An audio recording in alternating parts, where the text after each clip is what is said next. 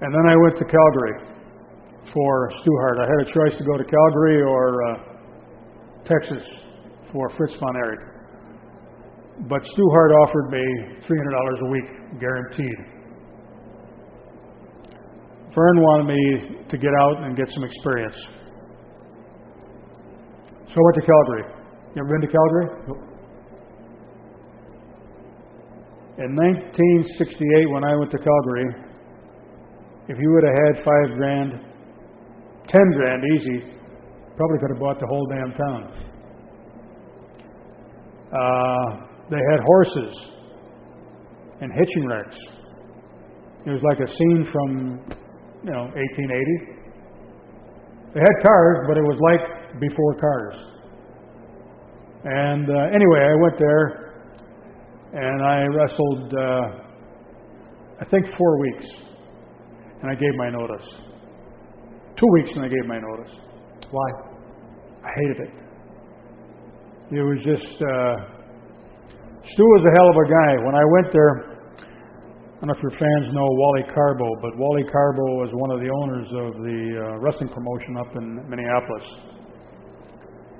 And Wally, when I was going to Canada, cautioned me. He said, watch Stu Hart, because he likes to get a hold of guys. I'm in the shower. And Stu comes in. Now the water's coming down all over the place. And Stu walks in. Puts his hand on my shoulder and he goes, does anybody know what Stu Hart, how he talks? I do a reasonable impression of Stu Hart. I'd love to hear. Big guy with big shoulders and pretty good arms and maybe. And I said, Stu, I'm in the shower. You're getting all wet. And he's got a suit on. And he just keeps on. Big chest and pretty stout. And I said, God damn it, Stu, can't you see that you're getting all soaked here? You're getting all wet. Your suit's going to go to hell. So I started moving. And I moved out of the shower, and Stu moved directly into the shower spray. And he goes, God damn it, and he realizes now for the first time that he's underneath the shower spray. Get the book, you'll get the more, rest of the story. But anyway, that was Stu Hart. There was another time, he was trying to get me to work out. There was another guy there, maybe your wrestling fans know, Waldo von Erich. You know that name? Heard it. Anyway, Waldo and I kind of hung around a little bit. Waldo was the big gun up there, along with Archie the Stomper Gouldy, or Archie Gouldy the Stomper. A big black kid was there, Sailor Art Thomas. They were the main attraction. I was just a peon on the card. But Stu was trying to get me to work out. And remembering what Wally Carbo had told me, watch Stu. Stu had a habit of putting a hold on you, locking it down, and then saying, let's see if you can get out. And of course, guys would be screaming. I don't know if you saw, but you remember when his son fell off the roof of Kiel Auditorium, Owen Hart? Owen was probably 10, 11 years old at that time. Do the math. I'm not sure. And he and another brother, and I've forgotten the name, Brett maybe, had squirt guns. And when I was in Calgary the first time, they were outside the ring. I'm in the ring, and they're shooting you with squirt guns, so you're getting a little bit of water on you. Hell, what the heck was I going to tell you? Remind me. You were down in the dungeon. Oh, yeah. To go work out. Waldo and I went over to work out. Don't know what day it was. Walked into that basement. Stu was on a hill, lived on a hill. And I guess it was a was a school or it was a place where maybe nuns had gone to train. I don't remember what the hell the deal was, but anyway, it was a big building. And Stu never brought us in the house. Got into the kitchen area only, and you could look in here where they had a dining room table. It was just piled full of clothes. Stu had what, 11 kids? 10, 11 kids? Never saw his wife. Talked to his wife on the phone several times.